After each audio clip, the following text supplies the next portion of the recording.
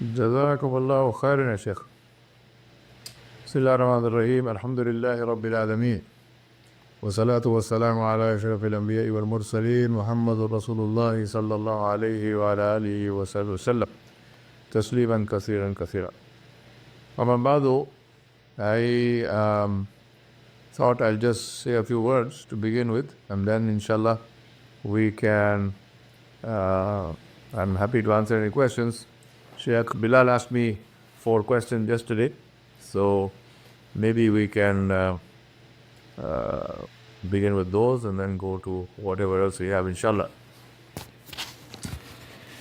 Alhamdulillah, I remind myself and you that this job of imamat is a job that is not a job. It is something which Rasulullah Sallallahu Alaihi Wasallam told us that if someone asks for it, he has disqualified himself. Do not give imamat to the one who asks for it. Second thing is, we know that our Salafus Salihin, the Aimma of Islam, the great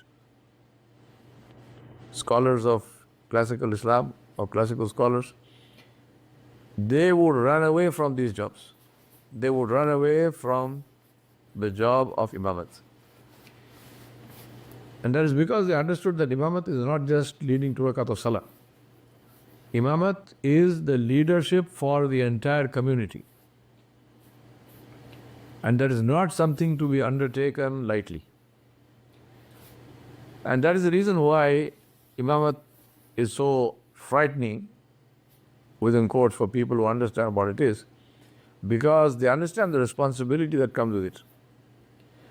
They understand that other than and except for the khudrat of Allah, the rahmat of Allah, except for the fact that Allah subhanahu wa ta'ala helps you, a person is almost destined to fail in this job, because the person becomes accountable to Allah subhanahu wa ta'ala at a level that the person would not be accountable if he was not the Imam. So that is the reason why the people of knowledge, the people who understood this, they ran away from it. Nobody ever asked for it, because they said, they knew that if I ask for this job, then I'm going to get it with all that comes with it, which means that Allah subhanahu wa ta'ala will then hold me responsible for what I say and do. And that's not a responsibility that people took lightly. So that's the thing I first want to begin by sharing with all of you, that this is something that must be addressed with that level of awe and reverence for the position. Because remember always that when you are standing on the mimbar especially, but also wherever you are in the position of Rasulullah Sallallahu Alaihi Wasallam, who is the first and the best Imam of all of creation and all of humanity and of all of us Muslims. So we are standing in that position. Obviously, we are not worthy of that position, and we will never be, and therefore we seek the protection of Allah subhanahu wa ta'ala and the help of Allah subhanahu wa ta'ala in order to do justice to that position, and in order not to be caught in the accountability of Allah subhanahu wa ta'ala. So that is the first and foremost thing. Second thing to remember is that the moment you are an imam, you do not have any such thing as a private life. And that's why I say this is a job and it's not a job. Because in job, people have, they call work-life balance, they have a private life, they say, well, just do what I tell you to do, don't worry about. Not in imamat. In imamat, there is no such thing as a private life. Everything that you say or do, remember that not only is Allah subhanahu wa ta'ala aware of it, and not only is Allah subhanahu wa ta'ala going to hold you and me accountable for it, but so will the people. Now that is worse, because Allah forgives and people don't forgive. So it's very important for us to understand that. One wrong word, one wrong action, no matter what the intention was, is enough to completely destroy your reputation, completely destroy your credibility, and therefore make you null and void as an imam. And that is why the safety for the person lies in sticking strictly to the Sharia of Muhammadur Rasulullah sallallahu alaihi wa alihi wasallam. For example, one of the most common things which happens with a lot of imams, and again, everything with the best of intentions, which is that our sisters, the ladies, the women, the girls in your congregation, they will have issues, they will have questions to ask, and so on and so forth. And somebody will say, Sheikh, I want to meet you, and this is a private matter, so I want to meet you privately. So can I come into your office and talk to you? And when you are in the office, can you please shut the door? I don't want anybody to hear me. Or wherever you are, can you meet me here? Can you meet me there? Now, you might have the best of intentions to say, no, I want to help this lady and she's really in difficulty. But believe me, Islam tells you and me that it is not permissible for you to meet a woman alone with the door shut of that room. And if you do not follow that instruction of Islam, and if you think, well, this won't happen to me, I'm an old man, I have a white beard, believe me, there have been enough and more reputations ruined, and only Allah knows what the truth is, but they have been ruined because somebody allowed himself to ignore the injunctions of this deen.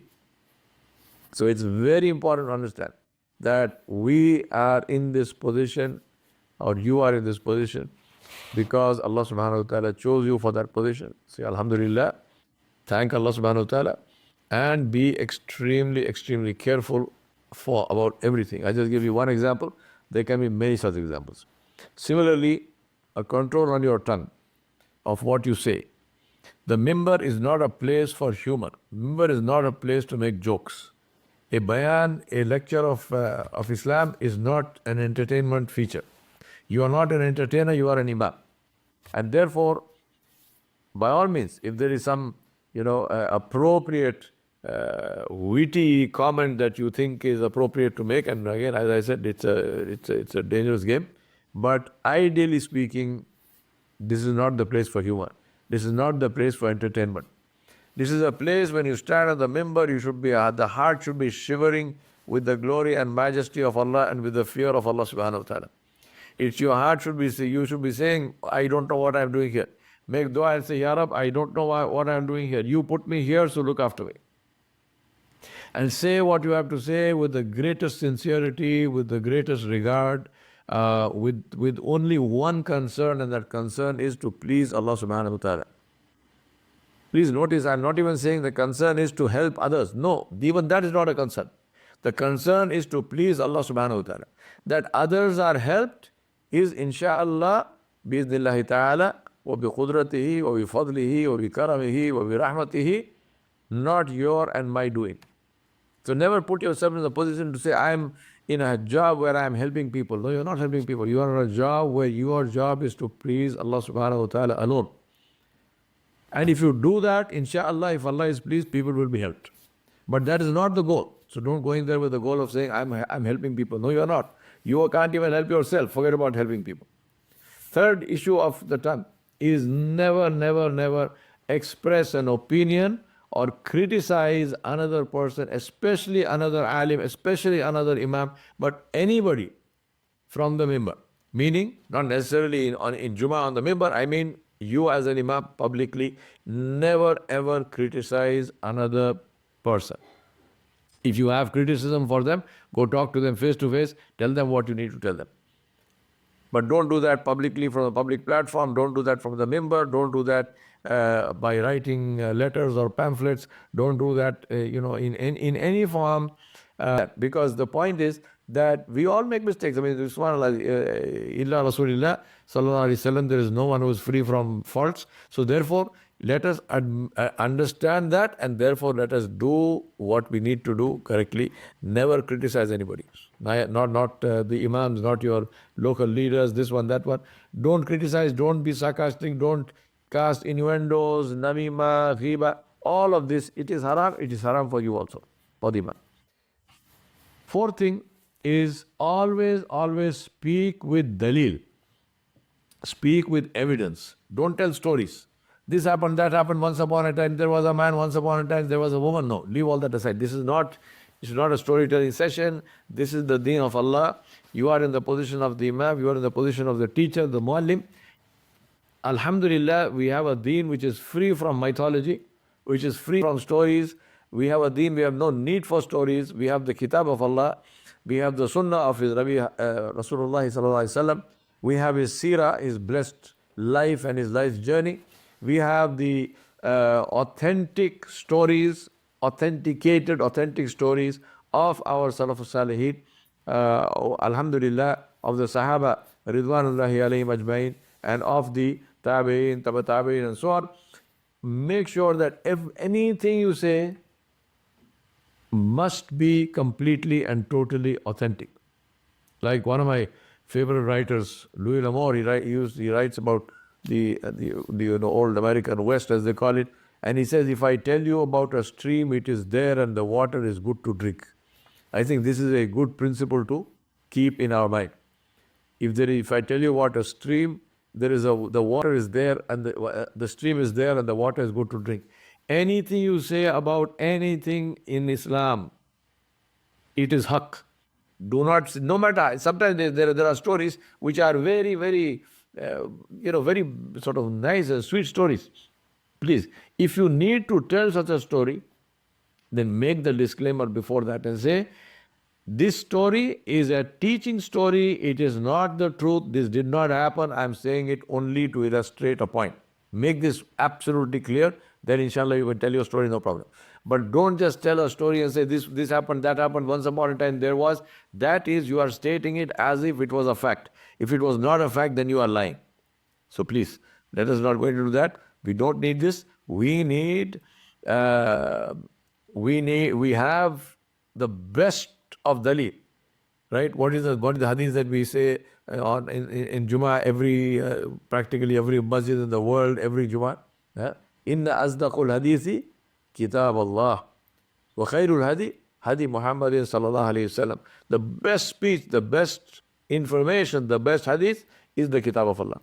And the best guidance is the guidance of his Nabi Muhammad sallallahu alayhi wa ala alihi wa sallam. So let us even remember that, let us keep to that, and let us make sure that we don't use hearsay and topics and stories. Make sure you do your research, make sure you have your dalail, make sure you have all the evidence that you need to have before you say anything. Now, when we come to the books, I will tell you why I wrote those books, and that is the reason. This is one of the reasons that I have written those books, and we'll come to that. So let me now come to the 4 questions that our Sheikh, and I don't say that just as a honorific. Sheikh Bilal is also my teacher, and therefore I call him my Sheikh. Alhamdulillah. He asked me 4 questions. First question he asked me was, do you remember your first Jummah bayan or khutbah? The answer is yes, I do. This was in Hyderabad in India. We started our masjid there, the Mahmood Habib Masjid and Islamic Center, MHMIC in Hyderabad in 2007 in Ramadan. And the first khutbah that I gave there was in the month of Ramadan, and that was it was a bayan and then followed by, of course, the Arabic khutbah on the mimbar. So I remember that. Alhamdulillah, it was a small masjid we started. It was interesting. The masjid started because some people came to me, and some good friend of mine, and they said that one of the issues that happens with our youth is that most of them don't understand Urdu. Now, in India, all the khutbahs and the bayans are generally done in Urdu. So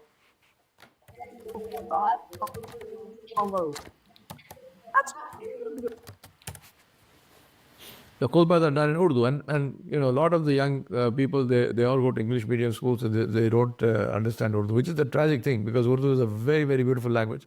But anyway, so they said, why don't we have a khutbah, a masjid with khutbahs in and khutbah and bayans in English? So that's how I got into this. We started the masjid, alhamdulillah, and alhamdulillah, Allah subhanahu wa ta'ala caused it to become a sadaqah jariyah for all those people involved. And I was not the only one. There were many other people. One of my closest and dearest friends, who was a co-founder of this masjid, he passed away last year. We ask Allah subhanahu wa ta'ala to grant him Jannatul Firdaus without hisab, inshallah. So this is that was the first khutbah, and I think if I recall correctly, I remember also what I said.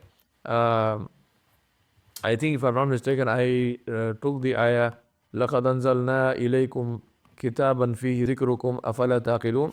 Allah subhanahu wa ta'ala said, we have sent on you a book in which you are mentioned, will you not understand? So that is the ayah I took, and the khutbah was based on that ayah. The second question that Shaykh Bilal asked me was, how do you usually prepare for the Jummah? Alhamdulillah, I have now been doing this for a very long time. Um, and we ask Allah subhanahu wa ta'ala to accept it and make it easy. Um, I am saying this with, may Allah protect me from Riya and protect all of us from Riya. My beginning is with tahajjud. Now, I say this to all of you: make tahajjud fard on yourself. I say this, I've said this, I don't know how many times. Anyone in the work of dawah, I'm saying this irrespective of boundary, anyone in the work of dawah, if they are not praying tahajjud every single day of their lives, then they are not in the work of dawah. Tahajjud, make it fard on yourself, because Allah subhanahu wa ta'ala made this fard on His Nabi sallallahu alayhi wa sallam. Allah said, Ya ayyuhal muzzammilu qumil layla illa khalila nisfahu aw inqus minhu qalila aw zid alayhi warattil al-Qur'ana tartila. Allah subhanahu wa ta'ala said to the Rasulullah sallallahu alayhi wa sallam, O my Nabi, O my Habib, the one who is wrapped in garments and who is sleeping, stand up in the night. He said, stand up in the night and Qumil layla illa qalila. Stand up in the night, the whole night. Maybe a little less, right? Nisfahu aw inqusnu qalila, maybe half the night, maybe a little more, maybe a little less. And recite the Quran in tartil, in a beautiful tone. Now, remember this. Why is Allah saying that? Who is saying it to? He is saying it to the first Da'ya in Islam, the Nabi alayhi salam himself. And Allah subhanahu wa ta'ala is saying, do this. I always say this is like charging a phone. If you don't plug it into the socket in the night, the phone will be dead. It will still look like a phone. It won't change its shape, but it will be dead. You can't use it. The same thing with us. We become dead. Our hearts become dead. We become incapable of doing anything unless we charge our batteries in the night with Allah subhanahu wa ta'ala. So please make tahajjud fard on yourself. And then make dua in this tahajjud and say, Ya Allah, give me the words to please you, give me the words to enter the heart of people I'm speaking. Ya Allah, change their hearts before my voice reaches to them. Then make this dua, and inshallah, Allah subhanahu wa ta'ala then helps. And then, of course, there are the du'as of Nabi sallallahu alayhi wa sallam. Allahumma ja'alli shakuran wa ja'alli saburan wa ja'alli fi ayni saghiran wa fi ayuni nasi kabira, and so forth. Alhamdulillah. Allahumma la sahla illa ma ja'altahu sahla wa anta tajalul hazna sahlan idha shita sahla ya arhamar rahimin. So all of these du'as you can make, inshallah. And then what you do is you pick a topic which is relevant, and my standard is that I say, you have to understand, the Jummah is not a place where you are going to explain, for example, do tafsir of Quran. It's not the place where you are going to talk about some masail of fiqh, special complications and whatnot, and intricate masail of fiqh. This is not the place. Jummah is not the place for that. Jummah is the place for action. Jummah is the place where you talk about topics and subjects which are relevant, which are real, which are real world, and help people to deal with them, help people to understand them, help people to take action about them, action which is positive and beneficial for all concerned, for themselves and for whoever is listening to them. So therefore the choice of topic is very important. So pick a topic which is relevant to the present, and then focus on the action that you want people to do after listening to that topic. So in the topic, the basic, a good format to follow is that take the topic and then say say to yourself, what is the dalil for this topic? So I am going to be saying such and such about this topic. What is the evidence? What is the evidence of the Quran? What is the evidence of the Sunnah? Take those and then say how is this topic reflected in the life of Rasulullah Sallallahu Alaihi Wasallam? And this is the beautiful thing, that the seerah of the Rasul alayhi salatu wasalam, alhamdulillah, that is something that I spend a lot of time with. I've written 2 books on the seerah as well, which we will put along with these 7 khutbah books. We will ask our team and make dua for them. Muhammad Azaruddin, Umair Ahmad, and Zaid Ahmad. Zaid Farid, of course, you met Zaid recently. So these are the 3 champions, and then there is Umar Muhammad, who does the work of this whole page, and everything else is Umar's creation. So make dua for them, inshallah. So these are so then take the topics, Dalail from the Quran and the Sunnah, and then say the Nabi Sallallahu Alaihi Wasallam. Now, as I was saying, the life of Rasulullah Sallallahu Alaihi Wasallam is an incredible life in itself, where you can find answers to it for practically every conceivable situation that you might come up in your life. So anything you come up in your life and you say, well, what did Rasulullah Sallallahu Alaihi Wasallam do about it? There will be an answer, because he has done that. His life is the most composite, the most complete life that anybody can possibly imagine. And therefore, you will always find a reflection of whatever question you have, it will be there in the life of Rasulullah. And that's why I began with Tajud, because Tajud is where Allah will now guide you. So make this thing. So now you have the reflection. Then you say, going forward, how will you apply it in this dunya? And Allah will show you what to say. So say that in terms of this dunya, how do you go forward with it? So make sure your research is good and talk, you create this talk in this context. Another very important thing, talk to other ulamas and other imams in your area about issues in the community, and try to coordinate with them so that the same consistent message goes from every masjid. Right? Don't live in on your ivory tower or in a little bubble by yourself. Talk to people. Go out, meet people, talk to people, meet people.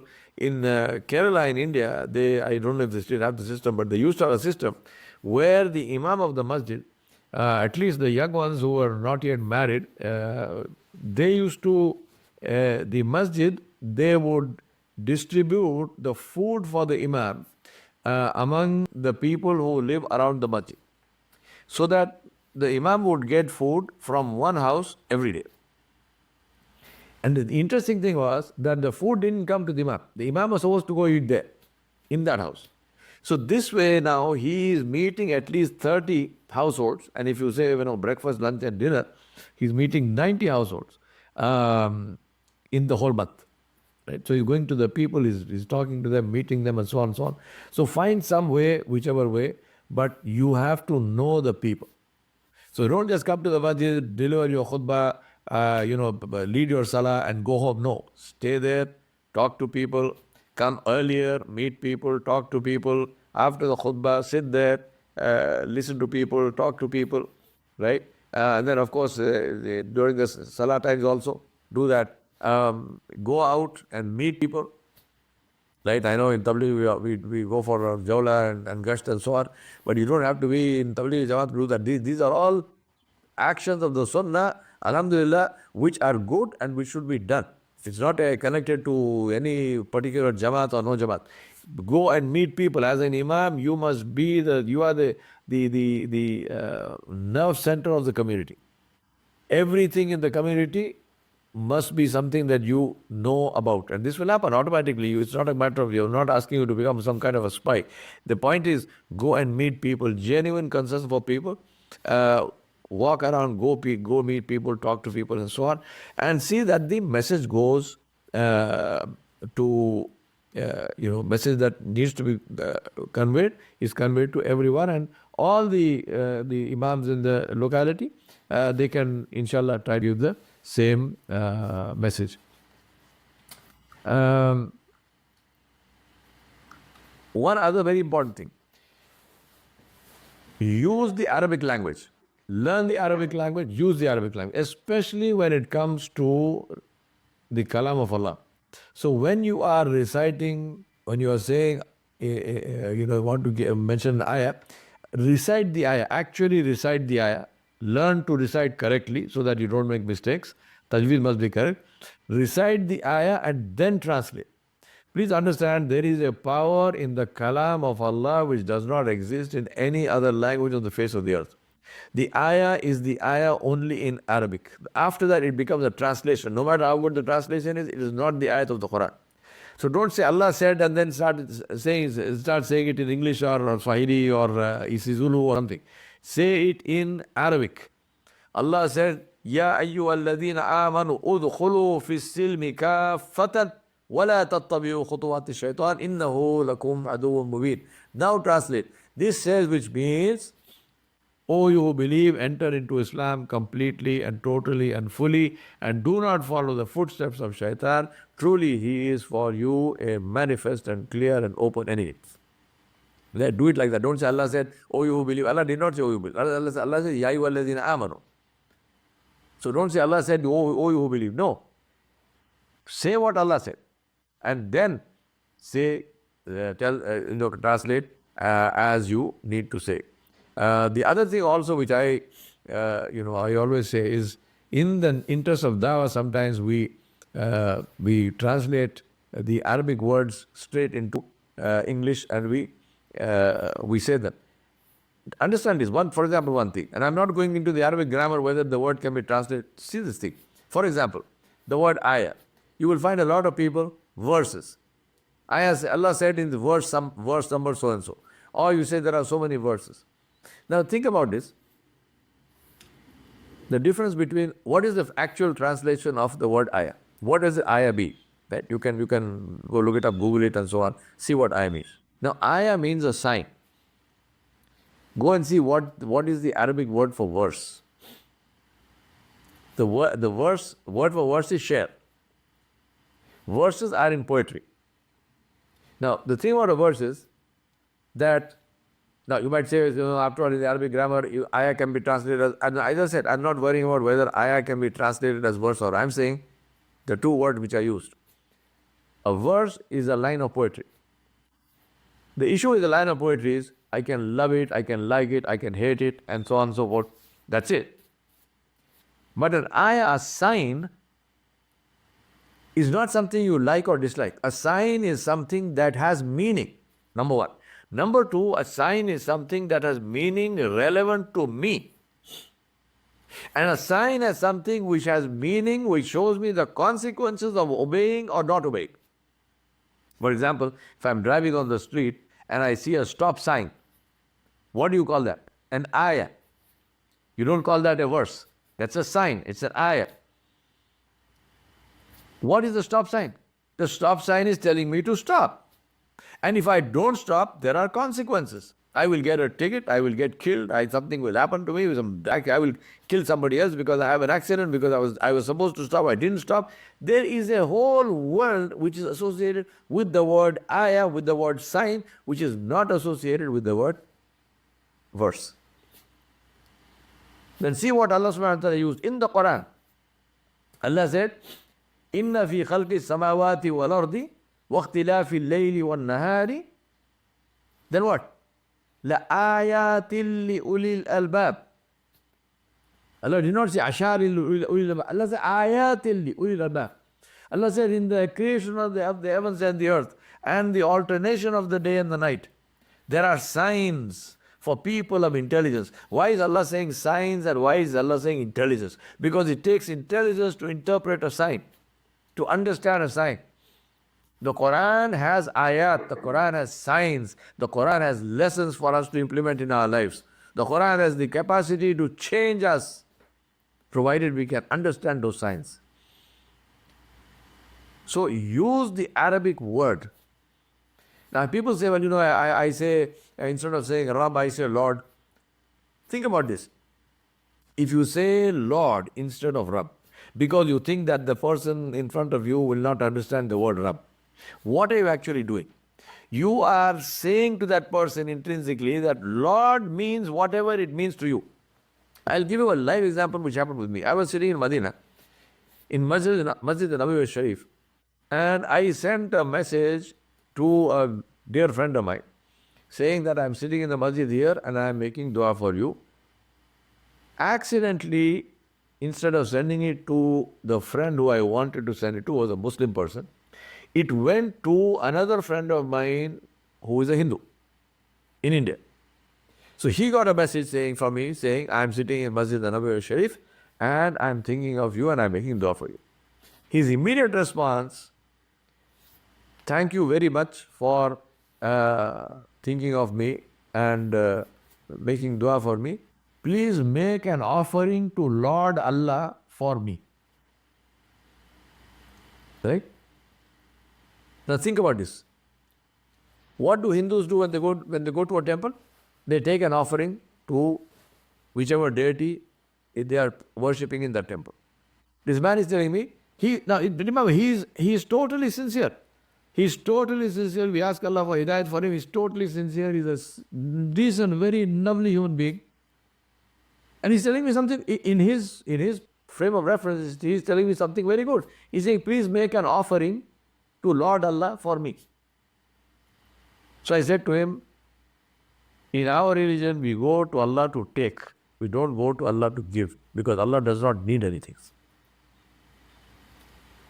But my point is, that happens because of using these words. If you say Rabb, you say, I'm saying Lord because the person doesn't understand Rabb. Ask yourself, he needs to understand Rabb. So say Rabb and he will say, what was that? What does it mean? It opens the door for dawah for you to explain what is Rabb. To explain that Rabb is somebody who takes something, shay naqis, something which is incomplete and small, takes him batadrij, darja by darja, takes him level by level to a level of perfection. He takes the human being who was a drop of seminal fluid and creates him and makes him into a perfect human being. And we ask Allah to continue with this with us until we reach Jannatul Firdaus, inshallah. So use the Arabic language. And then you do whatever it is you want to say. Finally, in this question number 2, please understand and remember, and I mentioned this to you before, that you are the Imam and therefore for the Awamun Nas, for the people, you are the Dalil. What do I mean by that? I mean that whatever you say or do, the common people will take that as proof that that action was correct. I remember in Hyderabad, one of the things I never do is I do not participate in ostentatious weddings. Right? We have people who are famous for this. They have these massive weddings. They spend huge amounts of money, which all of that is haram in Islam. It is not permissible to spend money and throw money like this. So I don't go. So one day, I had a car and a driver. So one day, one of my other friends, one of my uncles, he asked me, can I borrow your car? My car is not there. So he said, no, he actually didn't drive at night. He was an elderly person. So he told me, can you send your car and driver? I want to go to this wedding. Now, I was also invited to the same wedding. I didn't go because I knew what was going to happen. So my driver goes, takes my uncle there. Next morning he comes to me and he tells me, you are the only person who was not there in that wedding. And then, because he used to go around with me, he knew the people. He tells me name by name of different ulama, different heads of this Jamaat and that Jamaat and so on. And he says they were all there in that wedding. He said, you are the only person who says that ostentatious weddings are haram, they should not be done and so on and so on. But all those people are there. How can they all be wrong? This is the problem. This is the problem. Whatever you do, people will take it as a dalil. And remember, you know the ayat of the Quran. Allah subhanahu wa ta'ala said, people will say, they will point, when the people are being thrown into Jahannam, when they are being assigned to Jahannam, they will point to their leaders and they will say, this is the man who misled us. This is the person who misled us. I ask Allah subhanahu wa ta'ala to protect you and me from being that person. So do not mislead people. And that's why I said, you have no such thing as a private life. So don't tell yourself, oh no, but I was doing it, I was not doing it for others. That was my personal thing. There's no such thing as a personal thing. Whatever you do, people are going to see it. They will take it as their dalil. They will take it as the evidence that that particular action was correct. And if you are doing something which was not correct, then this becomes a dalil against you. Now, the dalil for me saying this is the famous hadith of Rasulullah sallallahu alaihi wasallam, where Nabi sallallahu alaihi wasallam was talking to one of his wives just outside the masjid, and it was dusk. It was not the light was not too good. A person was passing by. Rasulullah sallallahu alaihi wasallam stopped him and said, "So and so, this is my wife I'm speaking to." The man said, "Ya Rasulullah, I never had a doubt. I mean, why are you telling me? I never even thought about it." He said, "No." He said, this is shaitan runs in the blood, in your veins like blood. And he said, this is to make sure that even the doubt doesn't happen in your heart. So see what Nabi Sallallahu Alaihi Wasallam is doing?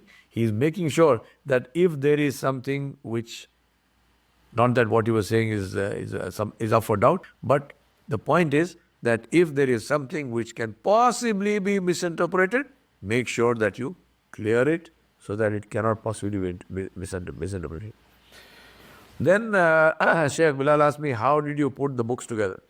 Well, actually, this my two great helpers is Azhar and Zaid. Azhar also, many of you would have met him because Azhar came with me to South Africa many years ago, and we both of us were there at one of the IDP conferences there and so on. So you would have met Azhar, and Zaid, of course, you met recently. These are my two helpers. Zaid does the book covers, and then he helps with the books, and Azhar compiles the whole thing and so on. It's a lot of hard work which they do. May Allah bless them. How we put the books together is basically they go. They take there are 52.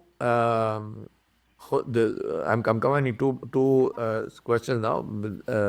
Sheikh Bilal asked me, how would you advise the Imams to use the books? So this is a combination of two questions.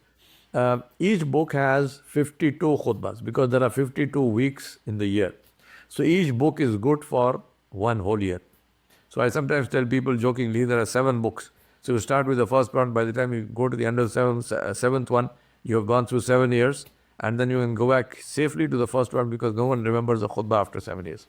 Most people don't even remember a khutbah after 7 minutes. Anyway, so the point is that what we do, it has 52 khutbahs.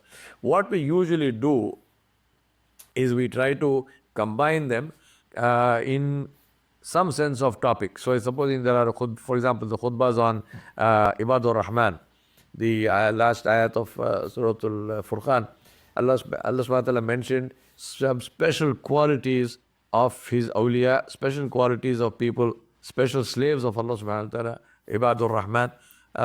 So all the khutab concerning Ibadur Rahman would be together in one of the books. And similarly, different kinds of topics. Also what I do is, I've done this many times, I do several series of khutbahs on different things. For example, Tazkiyatun Nafs, Tarbiyatul Akhlaq, and so on and so forth. So different series of khutbahs on topic, different, series on different topics. So this is another way in which they are combined or compiled. Other than that, I don't think there is any special format or reason we follow. The books as they flow, each book is standalone by itself, each khutbah is standalone by itself. Now how would you use it? Well, simplest is just use it as it is, meaning take khutbah 1 and read the whole thing.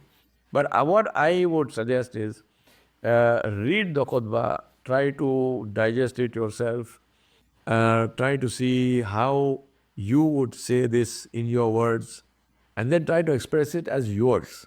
Because alhamdulillah, this is yours. I mean, I have gifted this to IDP and to anyone who wants to use it all over the world.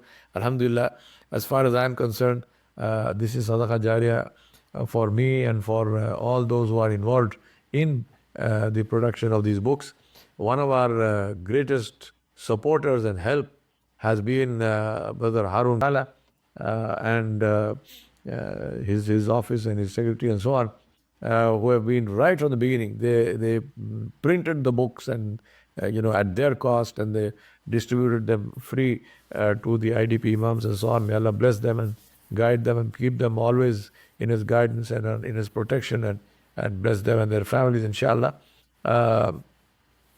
So these are, many people, alhamdulillah, who have helped. So the thing I want to say to you is that one is, of course, to now that's why that we said, well, let's get out of the printing thing instead of also wasting paper and stuff. We are making them available to you digitally.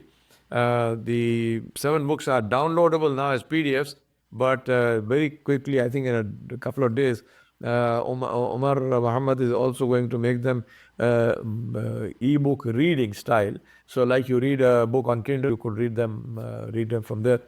Alhamdulillah, all the khutbahs there, everything that is there, it has been researched. You will have all the dalail there. You will have the ayat of the Quran there. You will have the hadith and so on relating to whatever topic there is. So it's all the work has been done for you. And that's why I did it, because I told you, I began by telling you the importance of research and why you should do it properly. And so I said, well, let me try and do something where I can save, all of you or anyone who wants to use them, save you the trouble of making the research. So therefore, we, may Allah help you do that. So that's the whole idea of the khutbahs and how we came to that. Alhamdulillah, I think I will stop at this point. And if there are any other questions that I have not covered here, or which you would like to answer, most welcome. I suggest you put them in the chat, and I will pick them up and answer the question, inshallah. خير إن شاء الله خير إن شاء الله جزاك الله خير دكتور بارك الله فيك بارك الله فيك. While the Imams are typing up the questions, we've got one question here. Yeah. I saw that just now. Barakallahu fikum. I am Mubango Usana from Uganda. Sheikh, what is your guidance on the false scholars online? Alhamdulillah, I'm very happy you asked that question, my brother. Who decides who is a false scholar? You, me, or Allah? So my suggestion and my advice to you is, leave what is Allah's to Allah. Right? You and I we have not been designated by Allah subhanahu wa ta'ala to decide who is false and who is on the truth. So do not get into this. Let whoever say whatever they want to say, it is between them and Allah. It is not your job to say somebody is a false scholar.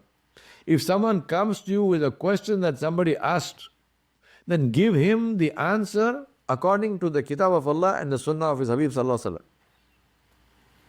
If they say, no, but so and so said that, say, excuse me, I'm not interested in listening to anybody's names. If so and so said that, then really speaking, you should go and ask the same person the answer. Why are you asking me? So don't tell me, so and so Sheikh Fulan bin Fulan said, I don't care. I don't care. You are interested in Sheikh Fulan bin Fulan, go talk to him. If you want an answer to the question, bring the question, not who said the question. I don't care whose question it is. Bring the question. I will give you the answer according to the Kitab of Allah and according to the Sunnah of Nabi Sallallahu Alaihi Wasallam, according to my understanding. Take it or leave it. Do not comment. This is a big musibah. This is a very, very big problem where people have taken it upon themselves. They make videos lambasting and bad talking this sheikh and that sheikh and so. La hawla quwwata. Please do not do that. Stay away, because wallahi, if that sheikh is right and you are wrong, you will be in Jahannam instead of him. And even if you are right, still if you are bad talking that person, you are giving away your good deeds to that person and getting his evil deeds in return. So do not do that. Then we have Ismail Musa, Zimbabwe. Please give my salams to Sheikh Ismail Musa Menk. I hope you are not the same yourself. Ismail Musa. Anyway, he's a Mufti Menk is a very, very dear friend of mine. How long does it take you to prepare your khutbah? Very good question, mashallah. It takes me roughly my khutbahs are usually about half an hour maximum, between 20 minutes to half an hour. It takes me roughly about 4 hours for a half-hour khutbah. And that is despite the fact that, alhamdulillah, I now have a huge database of my own research, which I save and keep. So it makes it easier for me for reference. But, be prepared for the time. I mean, if you are not going to spend time on preparing for the khutbah, it will not be a good khutbah. Don't do sort of, off the cuff kind of khutbahs. Those are causes for a lot of trouble. Sheikh, what has been the challenges you met during writing this book? SubhanAllah, I don't think I met any challenges. Alhamdulillah, Allah subhanahu wa ta'ala makes things easy. So really no challenges. I'm most grateful to Allah subhanahu wa ta'ala for helping me in this. And inshallah, I'm a great believer in documenting things. So I write all the time. I write about many things. And so this is something that comes naturally, and really no challenges. So Inshallah, the fourth. how do you choose a topic based on current affairs other than from the heart? It's not only from the heart, it's also things which are going on a daily basis, questions which people come ask me. That's why I said talk to people. They will give you the leads for what is to be said and done, and what is to be what might be a good topic. So talk to people. They will give you the topics, inshallah. Those come. And of course, again, when you read the Sirah and the Sunnah, think of what are the things that Allah subhanahu wa ta'ala told us to do and what must be reinforced. And then, of course, as time goes, for example, on Ramadan, you will talk about Ramadan. In near Dhul Hijjah, you will talk about Dhul Hijjah. In Muharram, you will talk about Muharram, and so on. So all of these topics are also throughout the year, different things that come up, inshallah. Sayar, inshallah, Doctor, while we're waiting for more questions, there's one question here that from amongst the English mashayikh out there who deliver khutbahs, etc., and those in Urdu, whose khutbahs or lectures resonate with you most? Seriously, Urdu is my language. I love Urdu. And so obviously Urdu resonates with me the most. But obviously English is also my language. I am very fluent in English. So, I mean, both of these are there. But, when somebody speaks in Urdu, Allah. And from amongst the Urdu-speaking khatibs, etc., whose lectures or bayans resonate with you most or touch your heart most? Alhamdulillah. Yeah, now you're putting me in trouble. If I say one, then it will be, I'll have to talk about somebody else. Alhamdulillah, there are many people. Tariq Jamil is, of course, one all-time favorite of mine. But subhanAllah, I mean, the English and Urdu. In English, Barana Ibrahim Bam, who's available to you there, inshallah. Again, one of my also one of my dearest friends, but also one of my favorite khatibs. So also Mufti Menk, he's another dear friend of mine, and mashallah, beautiful khatib. So there are many of them, alhamdulillah, people who make beautiful speeches. There's a question: can an imam preach one topic like 3 times depending on the situation because my people's? Yeah, sure, absolutely, no problem. As I said, you are not an entertainer. You are not there to gather number of numbers or how many people come. Doesn't matter. There's a beautiful again true story about I think it is about Sheikh Humayun Shahid. No, I think it's a story of one of the sons of the great muhaddis and scholar in India. The name of the person will come to me in a minute. The question was, the story is that he gave this bayan in the Jama Masjid in Delhi. who so it was a man, and so there were maybe got a few thousand people in the gathering, and these were the days before microphones. So people used to relay. So somebody the speaker would speak, and somebody would turn around and talk and carry their speech forward. So this happened. Now obviously, therefore it took a longer time. So.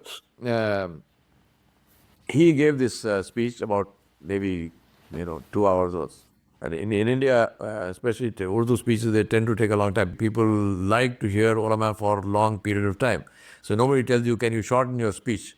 I have had instances where when I spoke for about 45 minutes, somebody came to me and said, Sheikh, I hope you're well. Are you feeling well? Are you not under the weather or something? I said, what happened? He said, no, your speech was so short, 45 minutes. In America, they would probably sleep and wake up 3 times in that time. Anyway, so this person, he gave this Khatib, he gave this beautiful speech. Everything finished. Those hundreds of people or 1,000 people or whatever were there, they left and went away. Then one man came.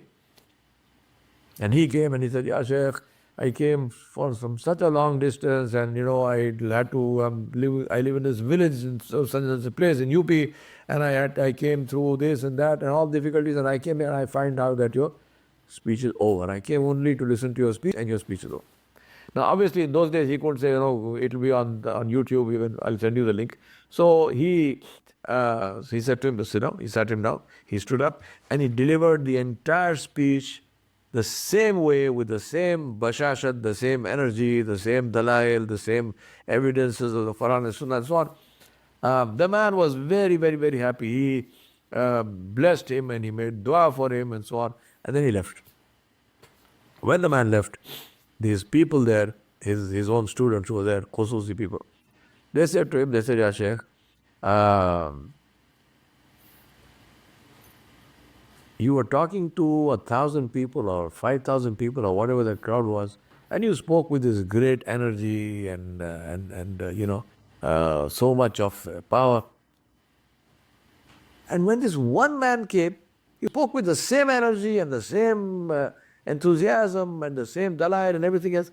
And this man, it's not as if this man is some great, governor of some place or the king of some place. He's some random villager from somewhere. We don't even know who he is. How is it possible? No change in the way you spoke. And the chef said to them, he said, I'm very sorry to see that you have spent so much time with me and you have done nothing. He said, Chef, please forgive us. Afwan, what did we do? He said, when I was speaking to 10,000 people, I was speaking to please one. And when I am speaking to this one person, I'm still trying to please that same one. And that one is Allah.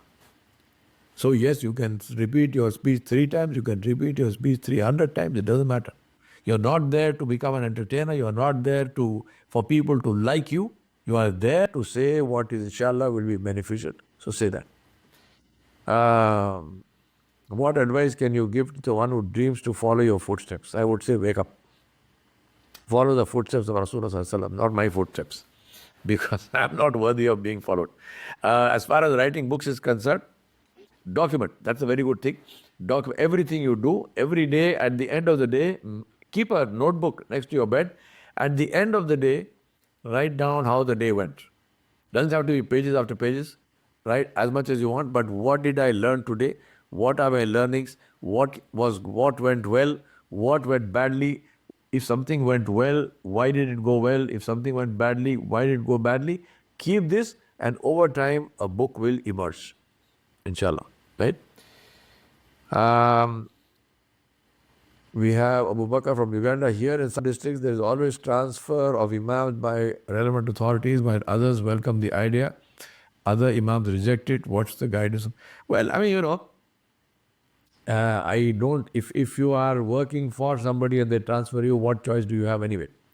So it's whether you welcome it or you don't welcome it, try to do the best that you can do wherever you are.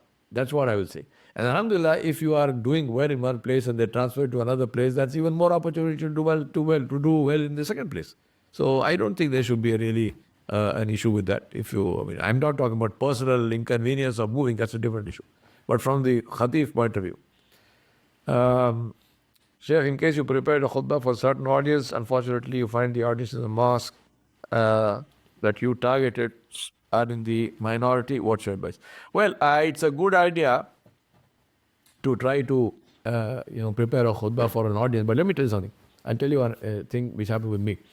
It was, I think it was, if I'm not mistaken, it was either 2011 or something like this, 2010, 2011. I was in Malaysia, and I was actually for one of Chef Bilal's program called Knowledge Hive. So as part of the program, they arranged for me to do the khutbah in the Grand Mosque in the Islamic University of Malaysia, IIUM. So I went to the Grand Mosque, and they received me. They took me inside the room of it's a massive, huge room and a conference room and so on of the Imam, which is right behind the mimbar. And I was there. They gave me some tea, and then the Imam came. Now the Imam is a very senior person, and he's also titled. He's called Dato in the Malaysian title. So the Imam came, and the Imam said to me, very, very polite. Malaysian people are the sweetest in the world. So he very, very politely, he said, Sheikh, if you don't mind, I have some advice. I said, please, most welcome. I'm very happy to, always, I look forward to advice. So he said to me, Sheikh, the advice is this. He said that today, this is the Jummah we are midterm, so we are, the university is full. He said, we have 4 floors, and you will have an audience now of 10,000 people. 10,000 people. He said the top floors are women, so they will have maybe 1,000, 2,000 women. The rest of them are men.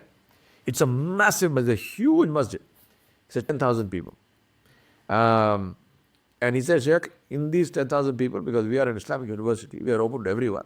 So in this you have Shafi, Hanafi, Hanbali, Maliki, Salafi, Shia, Isra Ashari, Zaidi. You said, you name it, we have it. They'll all be there for the Jummah. So whatever you're going to say, please keep this in mind. So I told him, Sheikh, I have one question for you. He said, what? I said, which is the way out? Show me the door out. Let me get out of here. You are welcome to your masjid. You keep it. He said, no, Sheikh. Oh, no. You know you should do it. Like imagine, you're saying, target, how do you target what target you 10,000? I didn't even know there were going to be 10,000 people. So I went there, and the khutbah I gave there, it's there on YouTube also, the khutbah. The khutbah I gave there, I spoke about the meaning of taqwa and the glory of Allah subhanahu wa ta'ala. And subhanAllah, it was, by the grace of Allah subhanahu wa ta'ala protected me, everything went well. But don't worry about that. When you stand on the mimbar, right, especially in the situation that you mentioned, which is you prepare for something and it looks like a different thing, stand on the mimbar. My sheikh used to tell me, the flute. The flute is a tube, right? It's just a wooden tube, and it has holes in it. And when the flute player is playing the flute, the sound comes he blows in it, and he puts his finger on this hole or that hole, and that's how the sound comes. But if you look in the tube, there's nothing, empty. My sheikh used to say, empty yourself. He used to say, become the flute in the hand of the flute player. And the flute player is Allah. He says, remove yourself. So when you stand at the mimbar, I wait to I say, Allah, remove me from here. Remove me from between you and your ibad.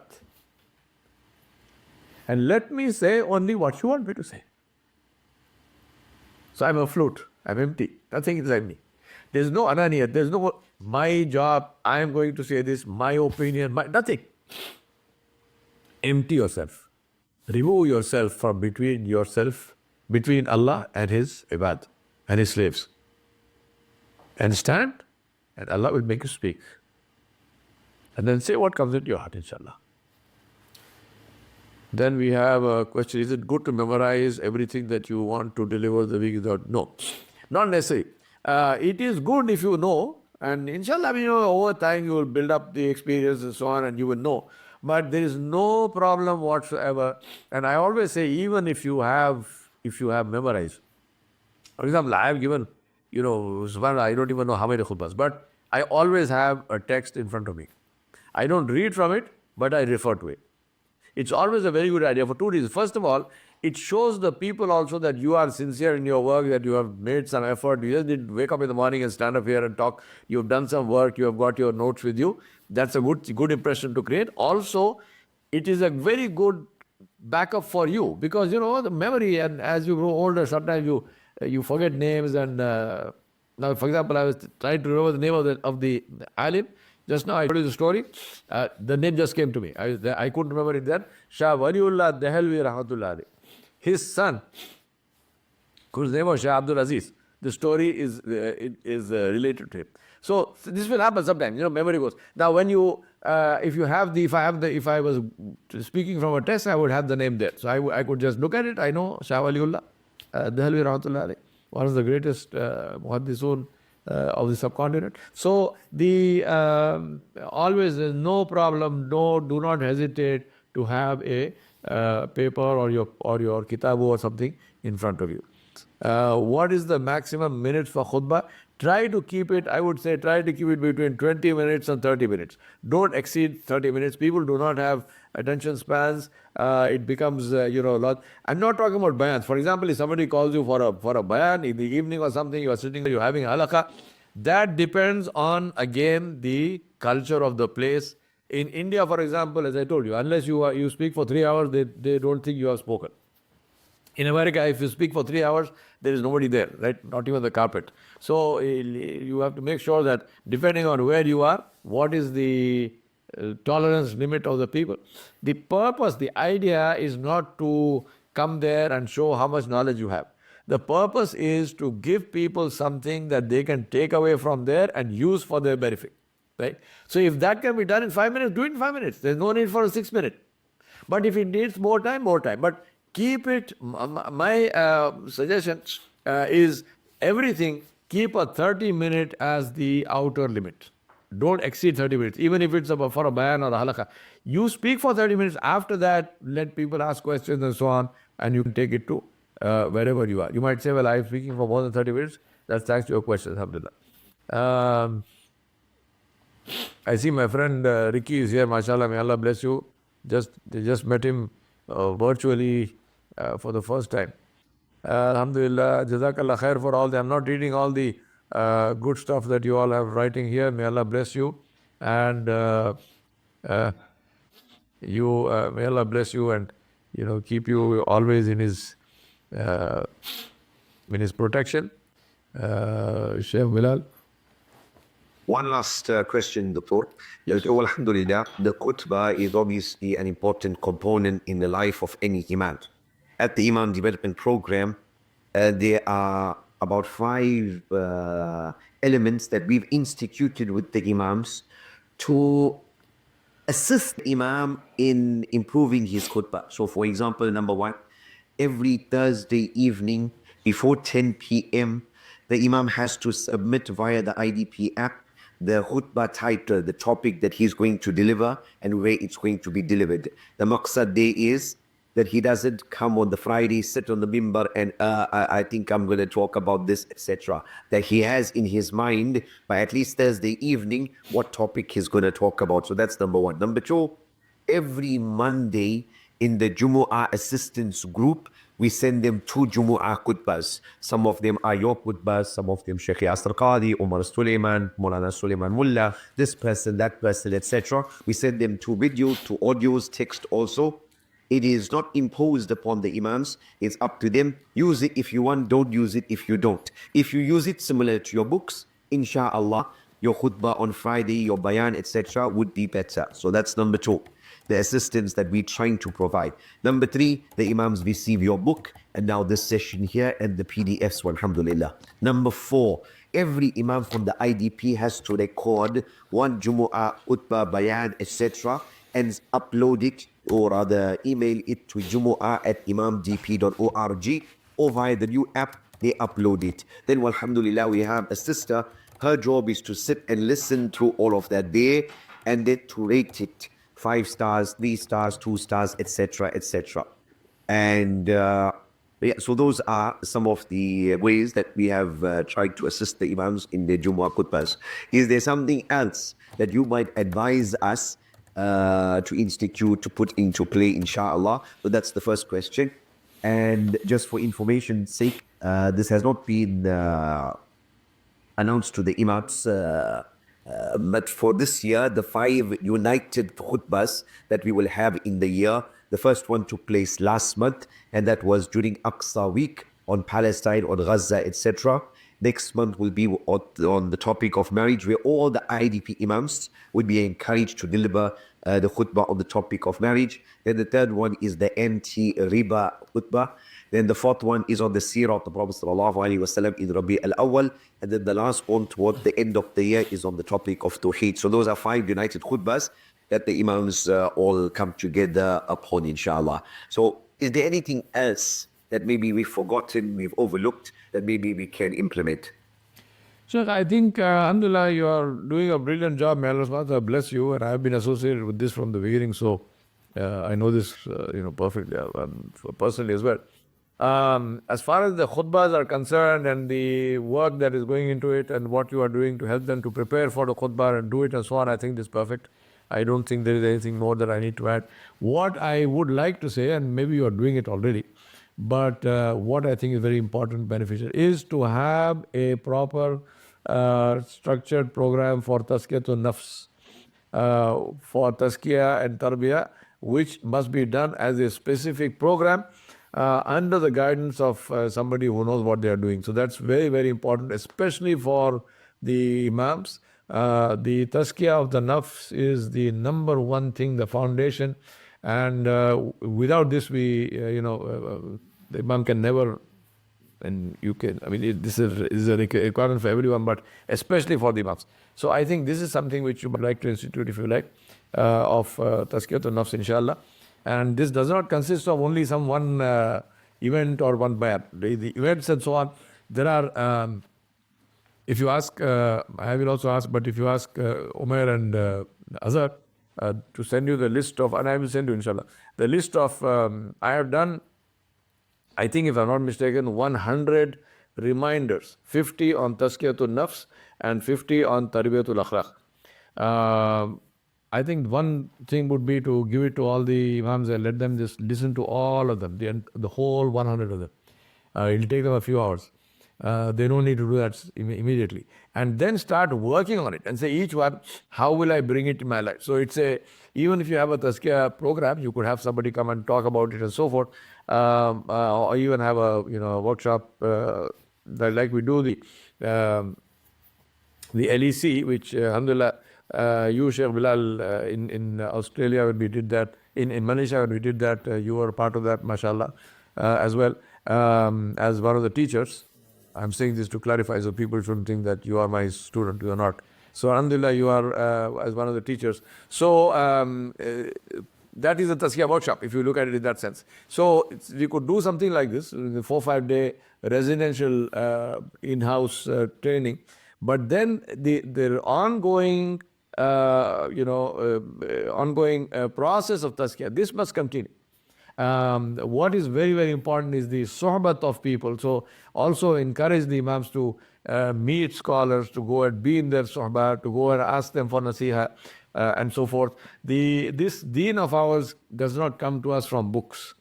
No matter I've written the books, but the deen comes from person to person, comes from the ustad to the student. You know this very well, that if you go to anyone or you talk to anyone, nobody says how many books did you read. They say, who are your teachers?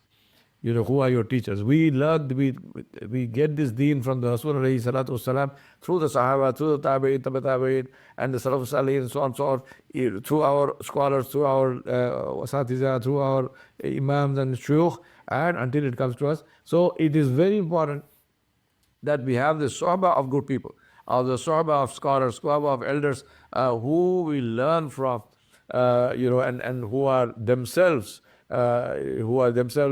examples for us of how to lead our lives. Now, having said that, We live in a world today which is super critical about everybody else. So let me warn you in advance, there is nobody who's perfect, including your sheikh, my sheikh, anybody's sheikh. The only perfect one is Rasulullah Sallallahu Alaihi Wasallam. Other than that, they will have weaknesses. They will do, sometimes they will do something wrong. Maybe their Quran recitation is not perfect and your tajweed is better than them. Please do not fall into this trap of criticizing people. Submit in submission. Thank Allah subhanahu wa ta'ala. Alhamdulillah, Ya Allah, you gave me the company of this person. Whatever deficiencies this person may have, that is between you and him. I have nothing to do with it. Ya Rab, allow me to benefit from the goodness that I can get from them. So this is a issue of the akhlaq and the which comes from tazkiyah. So I think that this is something that really should be done as far as the IDP is concerned, inshallah. Jazakallah khair, Sheikh, for that. And so on that point, so you suggested the Fajr reminders, you suggested the series, and very easy, in one trick, we will share it with the Imams, etc. But like right now, this session that we are having right now, this has been beneficial, right? This has been beneficial, alhamdulillah. So I will just leave you and plant that seed that what could we do on a more regular basis. So I will just leave that question with you, inshallah. You can ponder over that and get back to us. And the second one is, when are you available to leave the USA and travel? Did I know that was coming? Alhamdulillah. No, inshallah, it will be a pleasure.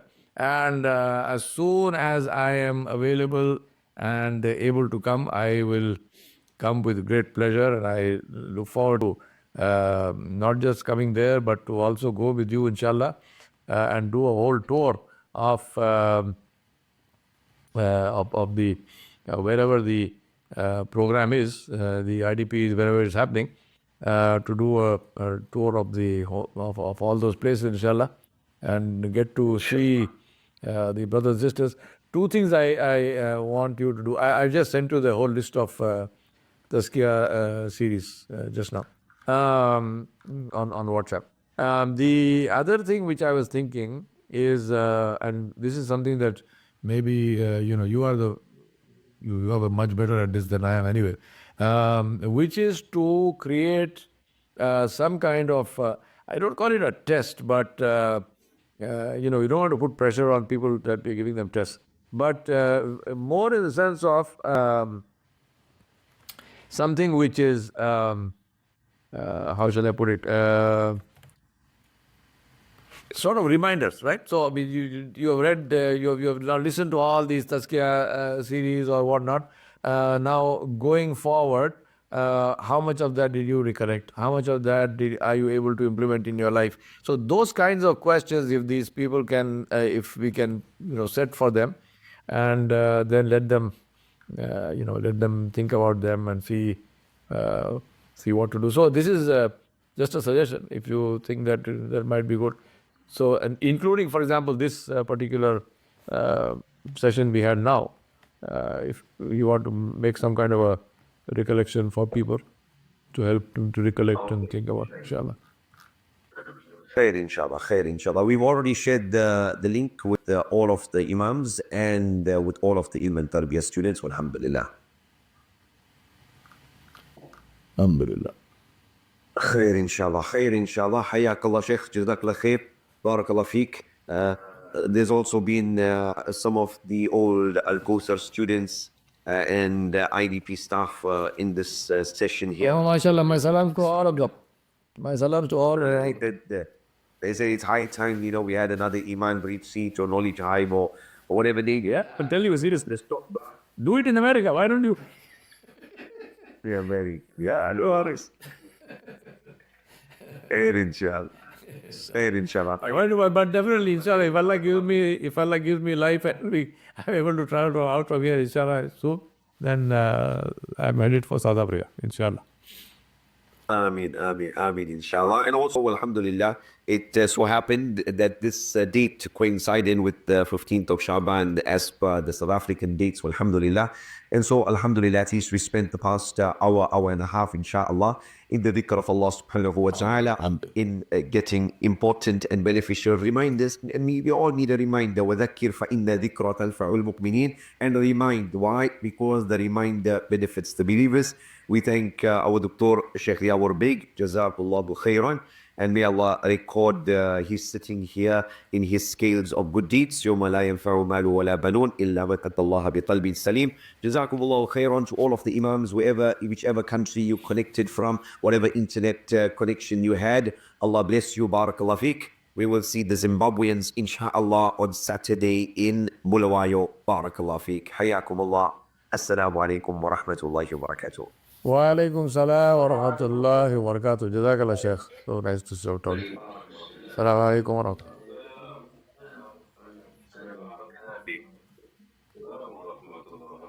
اسمه حياكم الله جميعا. وعليكم السلام يا مشايخ. لا ما شاء الله. عثمان، يوسف، عبد الحكيم، عبد الرشيد، آدم، أنا أحمد بني، سامستد، ما شاء الله.